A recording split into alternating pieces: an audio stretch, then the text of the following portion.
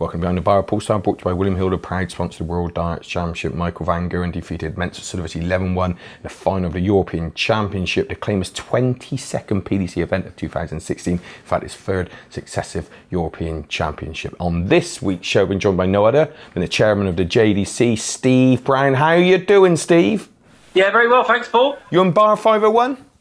Yeah, very busy tonight, as you can probably hear. Yeah, all good. Things are going well there. Hey, Butlins, you made it. You're at the Players' Championship, Steve.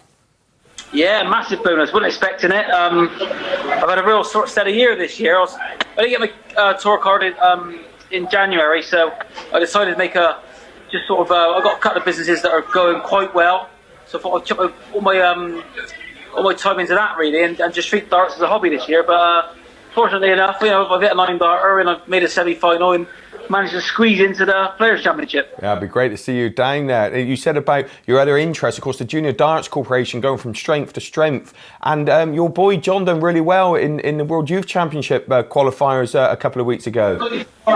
Yeah, no, it's a privilege.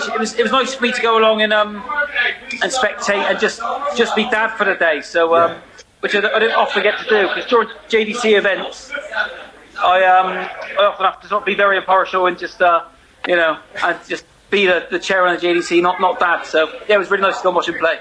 Brilliant. And last weekend, we say it every week, we're not going to keep on about this chap, but this Michael van Gerwens, he's won 22 events now, and it was absolutely outstanding in the final against Mensur, 11-1, in the final of the European Championship, his third one on the trot. He is just unbelievable now, isn't he? Yeah, no, he just, I was watching the tournament throughout, and every interview we kept saying there's more in the tank, and boy did we see it in the final. Yeah, and we're talking about mentioned Mensur. He's up to world's number 7. No disrespect to Mensur, but a couple of years ago, people he's winning games because he's slow and he's awkward to play against. It's not that. He's the real deal, isn't he? Yeah, I think that's about 3 years ago. I think maybe harsh to say, but could he be classed as a journeyman? Probably. Yeah. And it was fascinating to listen to his interviews, because he did say that he's not changed anything.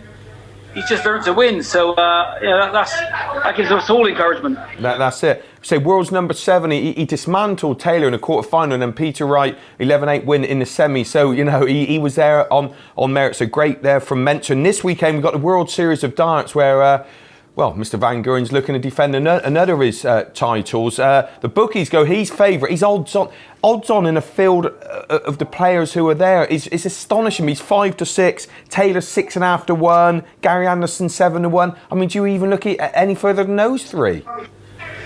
No, you can't look past Van Gerwens, can you? What I do like about this World Series is the players that have been put in. You've got obviously Max Hop's been invited. He's an exciting young player, and the qualifiers as well. Joe Mernon, good friend of mine, he's having a go, and if Joe Mernon hits the ground running, it takes some stopping. Yeah, because he's got to play Joe Cullen in the first round, and the winner played Gary Anderson, and there's some great looking draws here. Say Max Hop, Christo Reyes against Lewis. What about this one? Klassen or Hybrex to take on Chizzy.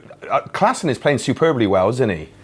Yeah, I think Klassen's he's proved himself over the last 12-18 months. I think he's turned into a real top performer. And he's got to be shooing for the Premier League next year, I think. I think so. So we're going to say MVG at 5-6, whatever price he is. MVG, we just lump it all on MVG, don't we?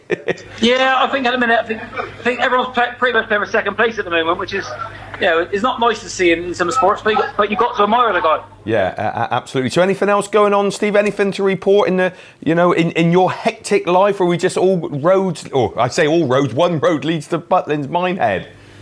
Yeah, I mean, to be fair, I've drawn Mensur actually, funnily enough. I know.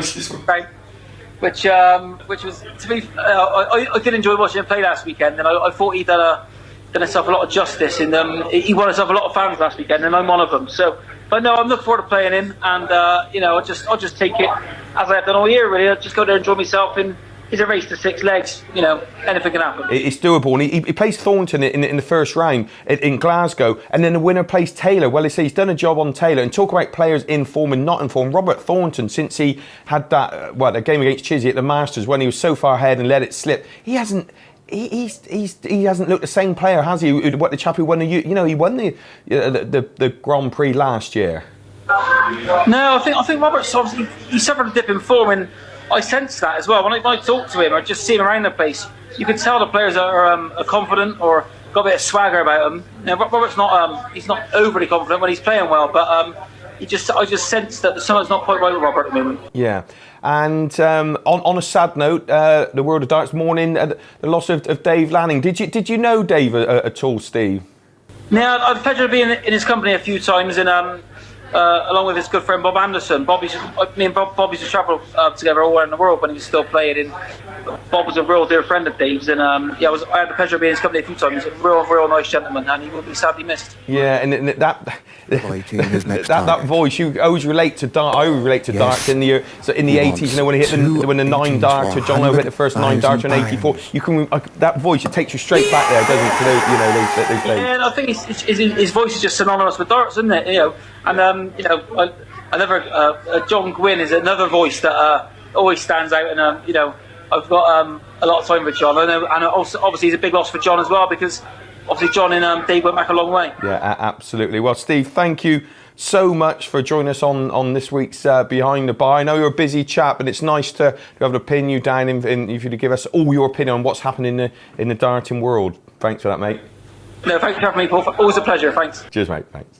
Great to catch up with the Bristol Bomber there, Steve Brown. Look forward to seeing him down there at the Players' Championship at Butlins in Minehead at the end of November. Well, ladies and gentlemen, thanks for joining us on Tongues and Tales. Don't forget to subscribe to our YouTube channel, like our Facebook page, and follow us on Twitter. And join us next week on more Behind the Bar with Paul Starr, brought to you by William Hill, the proud sponsor of the World Darts Championship. We'll see you then.